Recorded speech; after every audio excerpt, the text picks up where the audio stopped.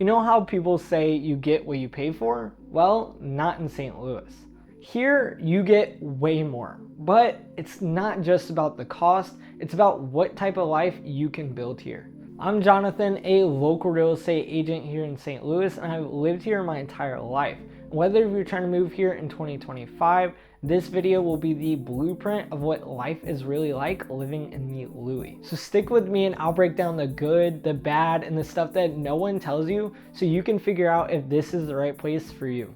St. Louis isn't just affordable. It's one of the few major cities where your money goes further, not faster. One of the main reasons people are moving from places like California, New York, or even Texas is affordability across the board.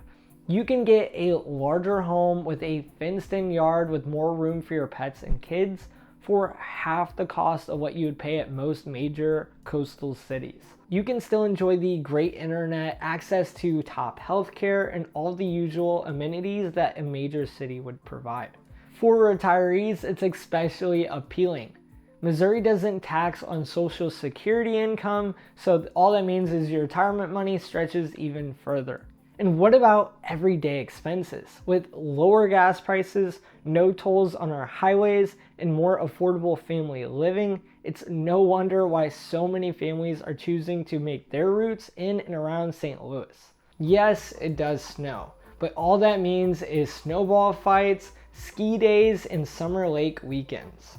We experience all 4 seasons here, and each brings something different to enjoy. Winter, yes, it does get cold, sometimes a few inches, sometimes a few feet, but all that means is more ski days, able to make a snowman, and always want to be prepared to have, hoodies and all-weather tires on your vehicles.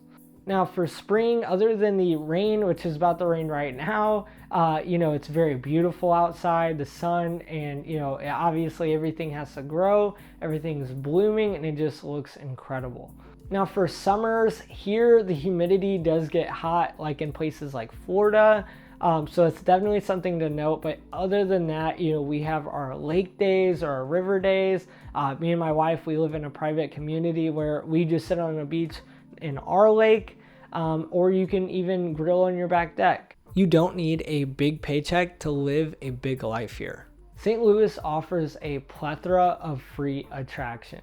The zoo is one of the best in the country, and it is free. Me and my wife, we just came from Miami, and they were charging like $50 a ticket for the same experience. So is the art museum, the science center, the history museum, all inside Forest Park, which is bigger than the Central Park in New York.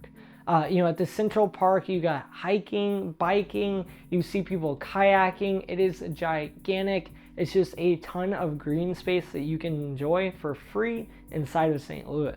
Beyond the free options, we have major attractions like Six Flags or Hidden Valley Ski Resort and many more, with as well numerous lakes and rivers. You can just get a weekend getaway. If you only read headlines, you miss the full story. St. Louis gets a bad rap, but it's only 10% of the region. Places like Webster Grove, Baldwin, Chesterfield, as where most people live, are as safe as anywhere else in the Midwest, while still being just a short drive away from downtown St. Louis, so you can still get all of the major amenities that you would want. Also, I did want to add that crime has impacted the public schools within the city's limits. Many families that live downtown opt in for the high-rated private schools, or you see a lot of families where they move 20 minutes away to a suburb with a high-rated school district.